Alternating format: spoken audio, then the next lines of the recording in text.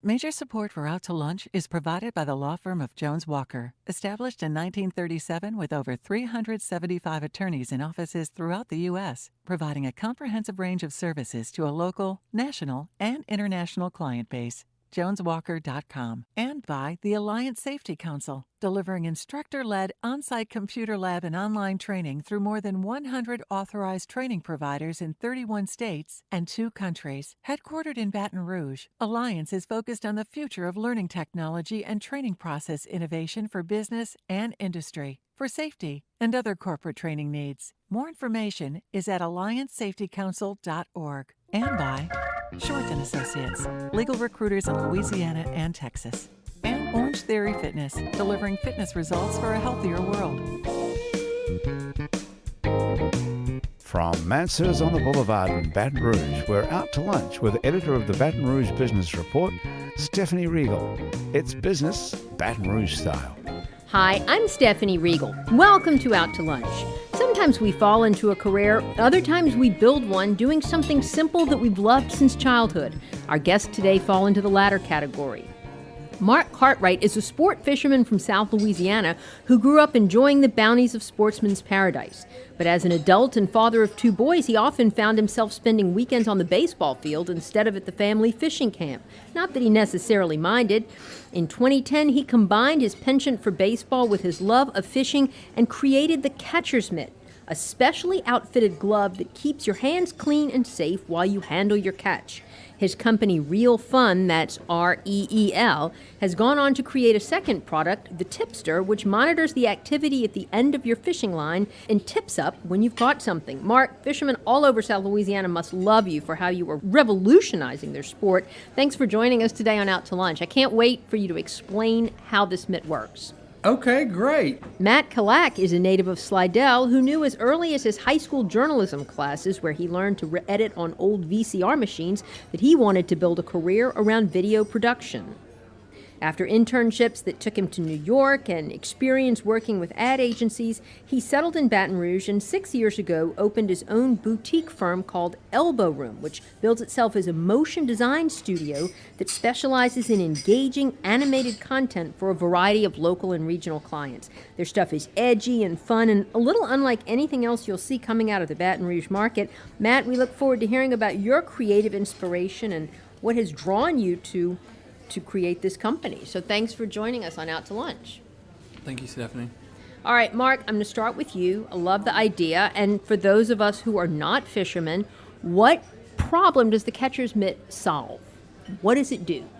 Well, fish are slimy. A lot of them are slimy. Snakes aren't slimy. You know, everybody says, oh, slimy snake.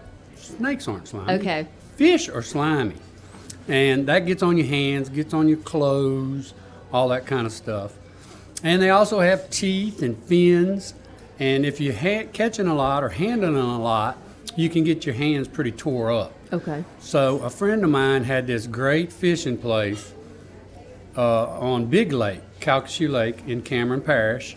And it was on a weir. So like people were catching fish all day, all night, and we were moving them around with pliers and this, that, and the other. And I said, there's got to be a better way. And the catcher's mitt was kind of born out of that. And you kind of tied in the mitt idea from baseball. You're very familiar with baseball. So it's a mitt like a baseball glove? Well, it is a mitt. It's a one-finger mitt that allows your hand to go in very easily without looking at it. And we made it a one-finger mitt instead of a true mitt because you need a little dexterity to pick things up or to lip a fish or to hold a catfish correctly where you're grabbing one of the fins, you know, and securing him. Fantastic. And then it enables you to just get a grasp on the fish. Right. Take it off the line, that kind of thing? Exactly right. You wear it. There are a lot of fish grippers and towels and all that kind of stuff, but a lot of times you're not wearing them. So like when you want to use them, you got to find them on your boat. You know, they're on the console or they're in the tackle box or this, that, and the other. The catcher's mitt you actually wear while you're fishing. And so when the fish comes in the boat, you hold the line, you put your hand in the mitt, and you grab the fish and you unhook them. And if you can unhook them, there's pliers that you're also wearing in a sheath that let you unhook the fish. Fantastic. And there's no other like wearable product like this on the market that you're aware of? Well, there's one other product on the market that has a glove, Velcro glove, and a pair of pliers. And I'm kind of their competition. You're their so only one competitor out there. That's Right. pretty good. Yeah. Well, Matt, you also have built a business around something that you love, digital animation. What makes your content unique? That's a good question. Who said it's unique? Is that your word? No. Oh, I thought I read that. Oh, okay. You're gonna use my words against There me. you I see go. how it is. Isn't that what you say on your website? Yeah.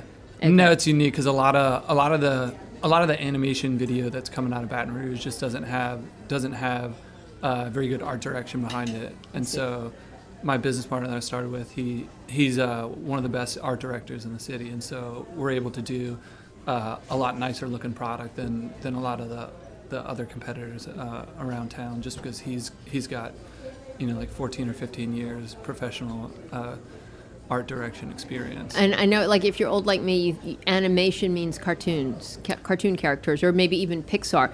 That's not necessarily what you mean by animation. Correct. That's the roots of animation. But as soon as computers became a thing and became cheap, companies came out and sort of democratized the ability to do animation on a computer. And so we use software like Adobe After Effects or Cinema 4D to do some of the same stuff, but it's a lot flatter. So like the news stuff that in the news, like all the graphics that are on the screen, those are technically motion graphics. They're just done. Okay. They used to be done with a Chiron. Now they're done.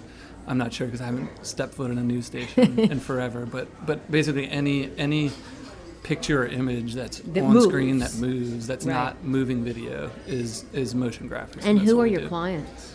We do a lot of work with ad agencies around the city, and then some in other parts of the country. But then we do a fairly good amount of work for people like Mark who have a product or service that they're trying to explain to people, and they'll hire us to do a little video to sort of explain what their value proposition is and what their product is and how it solves Okay. the problem. And the ad agencies, you said, are your clients. So they don't have their own in-house people that do this, in other words. They'll farm that work out to you. Some agencies have their own animation department. Some of them don't have big animation departments, and so it's really hard when if you're doing like a 10-second animation, like that's fairly easy to do. But we've done animated videos as long as 6 minutes that take about 400 hours to do. And so when you have a small animation department that's one person, it's really hard to do a video that takes 400 hours. Sure. And it's something like YouTube, has that ruined your business? Or, are they a competitive threat? Not necessarily. That's like YouTube and Vimeo and all these platforms are actually just ways that you get ideas about stuff. Because I don't have cable. Me and my wife don't have cable, and so she gets mad at me because we're sitting at a restaurant and I look up, like everybody else looks up for the sports game. I look up for the commercials. I'm seeing Right. like, what's going on nationally, and that's really where you get your inspiration, because everything's redone. Sure. Nothing is completely original. So you're finding something and you're like, oh, I like the technique they use, and then you're modifying that technique in order to create something completely different. Okay, now speaking of advertising, Mark, are you advertising the catcher's mitt? Well, we do some stuff. Of course, you post on Facebook, and all your friends get to see it over and over and over again. So we do that, and have a lot of guides that use the product. So Okay. They're taking people fishing every day, so that kind of gets the word out about them. Have you needed to advertise, or is it just selling itself based on the popularity? Well, the best widget in the world still has to get sold. So, we're doing some advertising on the Louisiana Sportsman, like the classified. I'll post on that. And Tony Fontenot, the Casting Cajun, who has a fishing show, uses it on his fishing show. That's great. Free advertising, right? You don't have to pay Well, for that product placement, or what? It's a little product placement. You pay something for it. And then also Ronnie Daniels has the Fisherman Guide fishing show out of Mississippi, and he uses it. And then Gary Rasponi uses it on Louisiana Paradise. Okay, so people in the industry, people who are familiar with the sport are being exposed to it. Right. No question. What kind of scale do y'all have? How many of these are you producing and selling, and do you want to scale up? Of course, we want to scale up. There's like 40 million fishermen in the United States, and not everybody's gonna want to use it, but everybody just about can use it and would benefit from using it to keep themselves clean and cut free. And we have it in like 16 stores so far. Okay. And we did real good in Christmas shows last year. We sold a lot. Excellent. Is this like a good QVC kind of product? Have you been on QVC? Or? Well, we haven't been on QVC yet, and we hadn't gone to Amazon yet. You really need to have a certain number of product on hand. And we've just about gone through our first order, and we have another order coming in. So how many are you selling these days? How many am I selling? We've sold over 1,500 That's great. since the first of the year. And who makes them for you? We have them made in China. Okay. And we've heard all sorts of interesting stories about the challenges and the experiences of dealing with Chinese manufacturing outfits. Right. Well, when I first got a great prototype, I called around and said, "Hey, can you make this? Can you make that? Can you make?" Now the pliers and the sheath are not that difficult. Okay. The one finger mitt was oh my God, no, we can't make that, or you got to have 3 different factories that make it, and there's no factory in the United States that dip gloves. The dip gloves. What does dip mean? Dip to put a coating on Okay. them, whether it be rubber or nitrile or whatever kind of coating. I think because of EPA regulations and stuff like that, so nobody dips a glove. So then we started trying to go overseas. I worked with somebody that was going to try to get it made in Taiwan, and we went through about a year and a half of that, and they really couldn't get it made right. Interesting. And then so we kind of regrouped, and a friend of mine was doing some stuff in China. He has the Callac ice chest, and so he gets it built over there. And so he went over there. He said, "If you get the mitt made, I can get the other stuff made." I said, "Okay." And so I found a guy in California that has a factory in China, and he said, "Well, I'll let my plant manager play with it and see what he can come up with." And they made a great mitt. Wow. And so we ordered like 5,000 of the mitts, and then we started making everything. You're listening to Out to Lunch. I'm Stephanie Riegel. We're talking to Mark Cartwright of Real Fun and Matt Callac of Elbow Room. We'll be right back after this very short break. You're listening to Out to Lunch. I'm Stephanie Riegel. We're talking to Mark Cartwright of Real Fun and Matt Callac of Elbow Room. Matt, there's so many stories about getting a business off the ground. Was it difficult for y'all at Elbow Room, Matt? It actually, I think we have the opposite story as most people. We started our business after having 10 years professional experience in our industry. Okay. And so when we started, I think it was only we went about 2 months before we were able to pay ourselves, and then Wow. so, That's not so bad. pretty sweet. That's no. And it was full time. Like we quit our jobs and started October 15th was our first day in business in 2011, I think. And how do you get the word out? I mean, do you all advertise traditionally? Is it all word of mouth? Do you utilize social media? It's basically all word of mouth. Like people see our work, or someone tells them, "Oh, you got to go talk to these guys. They do really good work." So we really haven't done any traditional advertising or marketing. I mean, when we first started up, we let everyone that we knew know what we were doing, and they're like, "Oh my God, that's awesome! Like, can't wait to do work with you guys." So That's great. Well, let's take a break from business for a minute to do something fun that we sometimes do on the show, and we call it the brother-in-law question. So I don't know if y'all have a brother-in-law, but for the purposes of this discussion, we'll pretend like you do. And Mark, say your brother-in-law comes to you and says he has a great idea for a product that's going to make it easier when you're hunting, since you do fishing. What is the single most important piece of advice you'd give him about getting started with this kind of venture? Don't quit your day job. Okay. You have to have a great prototype to start. Find somebody to make a great prototype or make it yourself. And that's what you did. You made your own prototype to start? Right. Okay. In my garage with a little toaster oven and Kydex. You know, you can buy Kydex is a plastic. Right. And got some videos on how to work with Kydex. And, made a sheath. And That's a great story. Do you still have your day job? Speaking of day jobs. Well, I used to be like the COO type person in healthcare, and I've kind of stepped down from that, and now I'm doing part-time marketing for a home health firm. And the rest of the time is spent with this? Yes. Well, that's a fun balance. Yeah. Good. All right, so Matt, here's your brother-in-law question. If he said he wanted to get into the video production business, knowing what you know today after more than a decade in the field, would you advise for it or against it?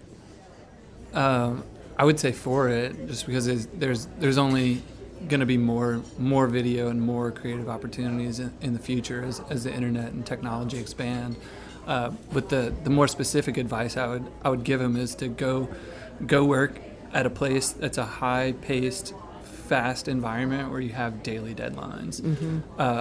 That do the type of work you do, because that's how you get really good at the software that you're using and really fast at executing. Because when you have multiple projects come in the morning and you have to get them all out by the end of the day, you have no choice but to get really fast, really quick, or else you end up getting fired.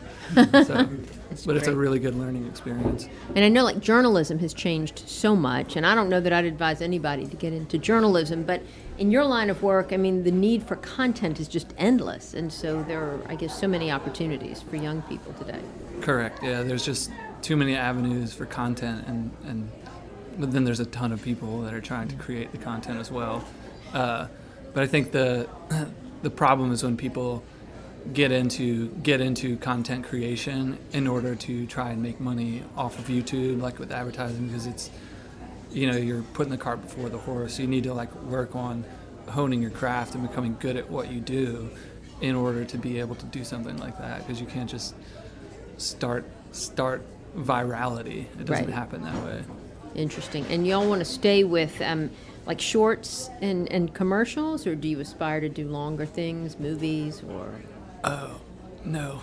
No. I hate the movie industry. Just not the movie industry, but I just like the idea of working in the movie industry is, it's difficult enough to do, to plan and execute like a few minute video, just like the amount of time to pre-plan all of the stuff to do a whole movie. Yeah. Like a few hundred hours is enough work for me per project. Like I would just get a little tired of working on the same exact thing. How many employees do y'all have in your respective companies? 437. Oh, that's a good number. And it's a few more than probably you actually do, but a handful maybe is. We've had as many as 6 last summer. Okay. Does Real Fun have employees, or are you it, Mark? I'm pretty much it. Sometimes though we at trade shows and stuff, I have 3 or 4 people working the booth with me and stuff like that. So now Real Fun has a second product as well as the catcher's mitt. It's called the Tipster. It's called a Tipster. It's kind of like 21st century jug fishing. Okay. So you put it out to, let's see, it's right here. Oh, we're going to get a demonstration. We're going to do I can do this one sitting down. Okay. It has line and hooks on it. Right. And we sell it like that in a 3-pack or in 12 in a bucket. And when you get it, you put whatever weight you want to put on it. Then you take them out fishing, you bait the hook, you point it down, and it kind of spools off, and you put a couple half hitches on it and lay it on the water, and it floats. And it's like a buoy, sort of. Yeah. It's got a foam like a little foam cylinder over a rod. Yeah, and cylinder, that floats. like a PVC pipe. Okay. And it has an internal magnet, and it has a T on the end that you put the half hitches on. And so when you float it horizontal, it's like that. When a fish comes along, he'll pull it down, and it'll, maybe I had it on the wrong way. And it'll, you hear the weight drop. I hear the weight drop. And so it'll float vertical. Okay. And then you just check the ones that are up. So this is not high tech. It's ingenious, but And it's also patented. No one else has thought of this before. We didn't come up with the idea of the noodle and the PVC. Okay? But as we used it and stuff like that, and I was getting the catcher's mitt made, we said, well, let's see if we can make this in China while we're doing it. And we made some improvement to it. We put the T-cap on it, which lets you attach the line. And that's important. That's important because if you don't, if there's none of that there, you put the half hitch just on the PVC, Right. and as a strong fish pulls it, he may pull all the line off till it's just tied. I see. Where the two half hitches, he's not going to pull any more line off. And this T is made out of ABS plastic, not PVC plastic. Which means? Which means if you drop it, it's not going to break. Oh, very good. Because we had it made out of PVC to begin with, and if you drop it on this floor right here, it would crack. I see. So we made that out of there. And then the weight is in the middle held by a magnet, and that's patented. Now you're making these as well. You're manufacturing these, Right. selling them through your company. Are you doing as well with those as you are with the catcher's mitt? It comes in spurts. It really comes in spurts because we've really been pushing the catcher's mitt and not so much the tipster. But we're going to start, with them both. And both of them are patented. Catcher's mitt is patent pending. Okay. Tipster is patented. Very exciting. Yes. Well, congratulations on that. Have you all had to go out to market to get capital for your respective ventures, companies? Pretty much bootstrapped. Okay. And I guess you anticipate a time in the future where you might be looking for investors. But we're not there yet? Well, we're getting pretty close to it. Okay. Getting pretty close to it. What about you, Matt? No, we built our whole company on cash. We don't even have a line of credit. I mean, we have a line of credit. We've Yeah. never used it. So not quite yet. No. Okay. Well, what do y'all think about Baton Rouge as a place to do business? Has it been a good market for your companies? Have you gotten the support you need on the technical end, on the financial end? I think Baton Rouge is the worst market possible. I've been looking for an exit. That's blunt. I've been looking for an exit In a strategy word. since I got here. No, I mean I'm here. That's why I'm here. I love Baton Rouge. Okay. I think it's a really good place to do business. I always tell people that it's a great place because it's big enough to where you meet new people all the time, but it's small enough to wherever you go, you see someone that you know and like. Okay. And so because of that, there's so many available opportunities for meeting new people through people that you know. Whereas like some of the bigger markets, it's like, you could walk around New York City for 5 weeks before you run into one of the 2,000 people that you know in the city. In Baton Rouge, you literally can't go around the corner without running into someone you know. It's very, very true. Right. What do you think, Mark? Yeah, I love Baton Rouge. It's an exciting place to live. And actually, when I was working on the prototypes of all this stuff, it was kind of like, if you can't find it on Airline Highway or Choctaw, it doesn't exist, I mean, I go into different places. You got some of this? Where can I get that? And then, try down the road over here. They kind of do that. So that was good. And I've used the LSU Innovation Park. Absolutely. And they've helped me out with some of the stuff, the executive summary and financial projections and stuff like that. So that's good. Don't eat that plank. Don't eat the plank. Where do you see yourself in 3 to 5 years? Do you have an exit strategy? Well, I kept telling my wife, we're going to sell 1 million of these. And I said, really, I want to sell 2 million of these. And so then I started dividing 2 million out by 5 years. I said, I got to sell 1,000 a day. Maybe we'll push that back $1,000 a month. So There you I'm go. shooting for $1,000 a month right now. So Okay, so we're in the process of scaling up. yes. All right, and what about you, Matt?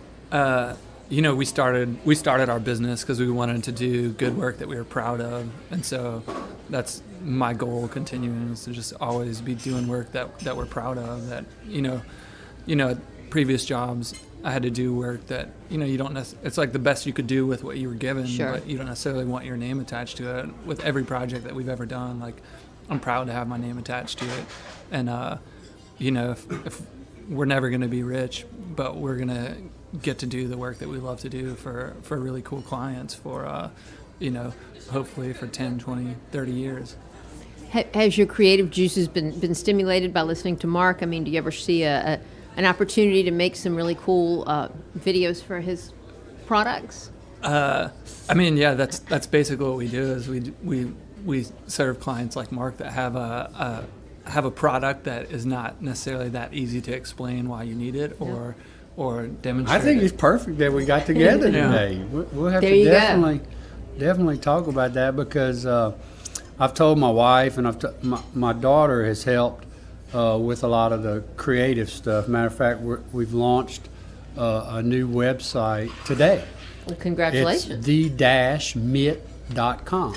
And she redid it and stuff, and we were talking about, doing, Facebook ads and this, that, and that. And I said, people just, if they haven't heard of it or if they haven't seen it, me holding a fish with a black mitt, they don't get it. Right. They just don't get it. So we're going to start doing more live videos Okay. and voiceover videos and maybe some animated videos. Well, there you go. All right, and I'll get a cut of it if y'all get together there. Afraid not. Well, Matt Callac, Mark Cartwright, it's been so interesting to hear about how you are building local businesses from your hobbies and passions. Good luck to you both, and thanks for joining me on Out to Lunch. Thanks Thank so you. much. My guests today on Out to Lunch have been Mark Cartwright of Real Fun and Matt Callac of Elbow Room. You can find out more about Real Fun and Elbow Room by following the links on our website, it's batonrouge.la and wrkf.org. The producer of our show is Grant Morris. Our technical producer is Eric Merle. Our associate producer is Peter Raschuti. And our Baton Rouge business consultants are Charlie D'Agostino and Ann Edelman. You can see photos from this show on itsbatonrouge.la and on our Facebook page. These photos are taken by Ken Stewart. You can get the show as a podcast, you can listen to past shows, and you can keep up with us on all kinds of social media by going to our websites, itsbatonrouge.la and wrkf.org. Out to Lunch is a production of INO Broadcasting for itsbatonrouge.la and WRKF 89.3 FM. I'm Stephanie Riegel. Thanks for joining me. I look forward to meeting you again next week around the table here at Mansurs for more business Baton Rouge style on Out to Lunch. Out to Lunch Baton Rouge is recorded live over lunch at Mansurs on the Boulevard in Baton Rouge. Mansurs is open for lunch daily 11 to 2, for dinner nightly, and for brunch on Saturdays and Sundays. Mitchell Foreman wrote and performs all the music on Out to Lunch. You can hear Mitchell's music anywhere great jazz is sold or streamed, and at mitchellforeman.com.